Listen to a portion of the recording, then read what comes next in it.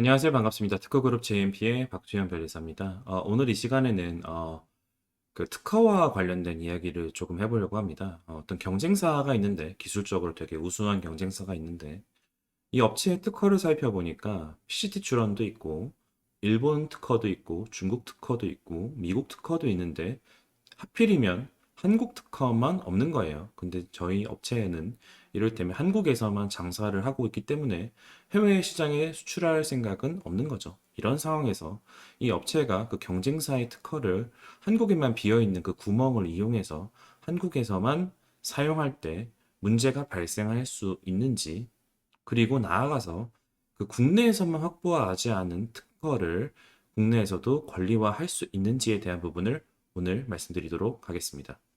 이 이슈를 다루기 위해서 가장 먼저 말씀드려야 할 것은 속지주의라는 개념인 것 같습니다. 어떤 특허권이든 상표권이든 속지주의라고 하면 그 권리가 권리화되어 있는 국가 내에서만 권리 범위가 미친다는 것을 말하는데요. 이 개념은 어떤 거냐면 한국 특허권은 한국에서만 권리가 미치고 일본 특허권은 일본에서만 미치고 미국 특허권은 미국에서만 미친다는 이야기입니다. 그러면은 아마 스타트업 여러분들께서는 국제 특허라든가 국제 상표 혹은 PCT 출원이라든가 마드리드 상표와 같은 어떤 국제적인 특허 상표 지식재산권과 관련된 개념을 들어보신 분들이 아마 많으실 겁니다. 그래서 그 개념과 속지주의랑 약간 혼동이 되실 수도 있을 것 같은데요. 사실 속지주의라는 개념은 항상 대전제입니다. 특허권이든 상표권이든 현재 기준으로서는 항상 그 국가에서 권리가 되어 있어야지만 권리가 발생하고, 엄밀히 말하면 국제 특허권, 국제 상표권과 같은 개념은 없습니다. 그렇다면 이제 의문이 발생할 수도 있겠죠. PCT 출원은 그럼 뭐고, 마드리드 출원은 뭐냐? 보면 국제 특허 출원, 국제 상표 출원이라고 하던데, 이게 속지주의라는 개념이랑 그러면 안 맞지 않느냐? 이렇게 이렇게 의문을 가지실 수도 있을 것 같아요. 근데 사실은 PCT 출원이든, 마드리드 출원이든, 워딩을 자세히 살펴보시면 PCT 특허권이 아니고, 마드리드 상표권이 아닙니다. PCT 특허 출원이고요.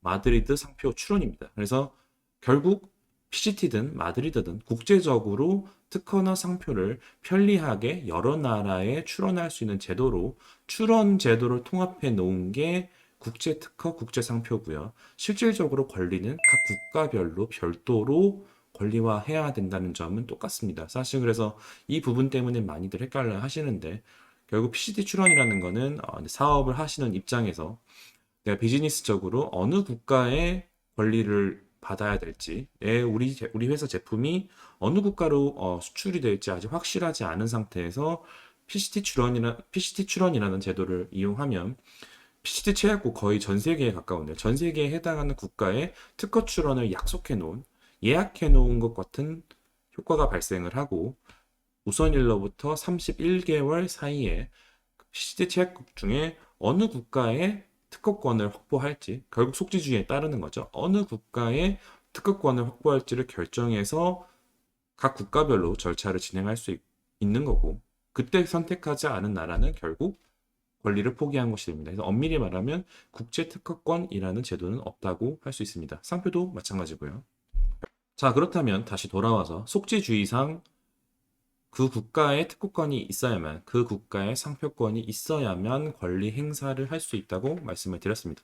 그럼 다시 경쟁사를 살펴보죠. 경쟁사가 국내에만 특허가 없는 이 상황, 그 업체의 특허를 한국에서 사용해도 될까요? 정답은 된다입니다. 왜냐하면 특허라는 제도의 목적이 어떤 발명자가 개발한 기술을 혼자 독점하지 않고 공개를 하는 대신에 독점 배타권을 주는 거거든요. 기본이 공개를 해라. 그 공개를 하는 목적은 뭐냐? 산업 발전을 위한 겁니다. 그러니까 공개를 하게 되면 당연히 그 기술 분야에 관심이 있는 업체라든가 기술자라든가 발명자들이 개량 발명을 하게 되겠죠. 그럼 그 개량 발명이 산업 발전으로 이어지는 거고, 그 개량 발명을 한 사람한테도 개량 특허권을 받을 수 있는 권리를 줍니다. 그러니까 즉 그 어떤 업체가 한국에 대해서만 특허권을 받기를 포기했다는 것은 어떻게 말하면 한국의 입장에서는 그 업체가 그냥 기술을 무료로 풀어준 것과 마찬가지의 개념이 되는 거죠. 그래서 엄밀히 말하면 한국에서 어떤 업체가 권리화를 하지 않고 딴 나라에서만 했다고 가정한다면 그 업체의 그 특허권을 그대로 한국에서 사용할 때는 아무런 법적인 문제도 없습니다. 그래서 이게 1차적으로는 어떻게 보면 스타트업 여러분들이 방하는 답이 될 것 같고요. 사실 그래서 국내 대기업 같은 경우에도 이러한 제도를, 이러한 속재주의적인 측면을 잘 활용해서 자유실시 영역이라고 하는데 어떤 특정 경쟁사가 갖고 있는, 글로벌 경쟁사가 갖고 있는 특허 포트폴리오를 분석을 해서 해외에서는 권리화를 했지만 국내에서는 권리화하지 않는 기술들을, 기술 영역을 파악해서 그 기술 영역을 국내에서 실시하려고 하는 시도가 제법 많이 있습니다. 이렇게 글로벌 기업 중에 한국을 제외하고 특허를 주로 확보하는 나라가 어디가 있을까요? 여러 나라가 있을 수 있겠지만 가장 대표적인 게 일본인 것 같습니다. 제 경험상으로.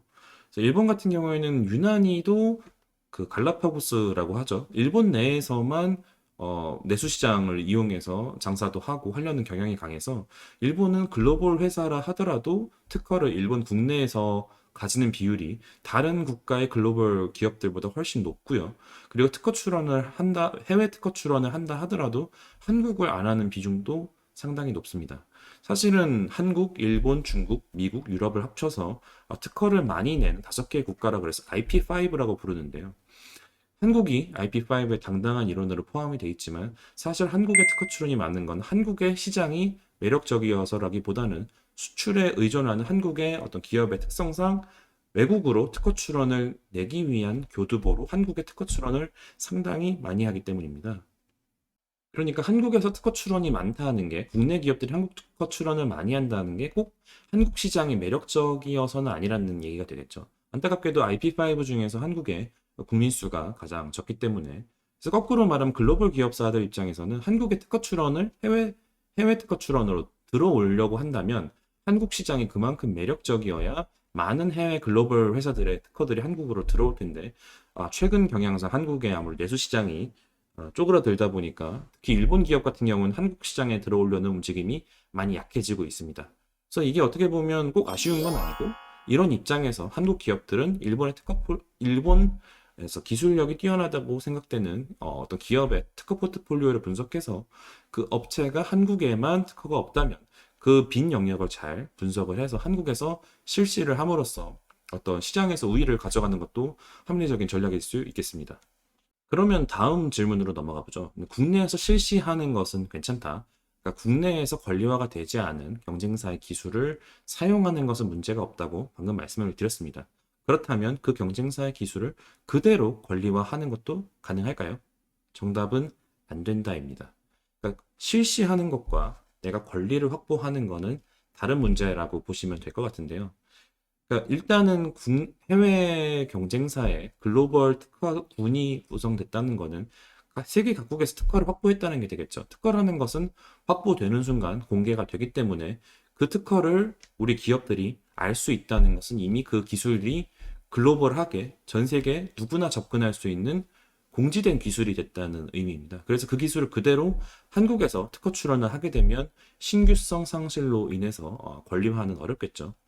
대신에 보통 기술을 국내 시장에 접목을 하려다 보면은 제품을 그대로 실시하는 경우에는 안 되겠지만 약간이라도 개량을 한다거나 국내 소비자의 입맛에 맞게 특정 기술이나 특정 부품을 개량한다는 등의 개량 R&D가 있다고 하면 그 개량된 부분을 바탕으로 개량 특허를 확보할 수 있습니다. 이게 어떻게 보면 아주 좋은 전략인데요. 만약 개량 특허권을 국내 업체가 확보해서 가지고 있게 되면은 나중에라도 그 글로벌 경쟁사가 한국에 들어오려고 할 때 국내 시장의 소비자 입맛에 맞춘 그 제품을 에 대한 특허권은 국내 업체가 갖고 있을 거기 때문에 국내에서의 비즈니스 전개에 상당한 부담이 될 수밖에 없거든요. 이런 차원에서는 국내 업체들이 이러한 국내에서 확보되지 않은 특허 포트폴리오를 찾아내서 국내에서 실시도 하고 기술을 개량해서 국내 특허권으로 확보하고 오히려 역으로 해외 특허로 진출해서 글로벌 포트폴리오를 구축하는 것도 가능할 수 있겠습니다.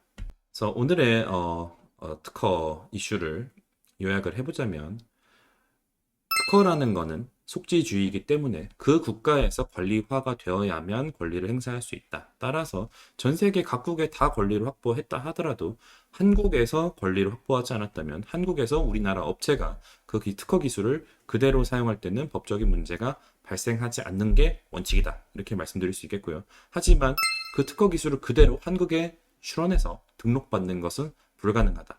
하지만 개량을 한다면 그 개량 기술을 특허로서 확보하는 것은 가능할 수 있다. 이게 오늘의 결론이 되겠습니다. 시청해주셔서 감사합니다. 저는 다음 시간에 더 재미있는 주제로 찾아뵙겠습니다. 박수영 변리사였습니다.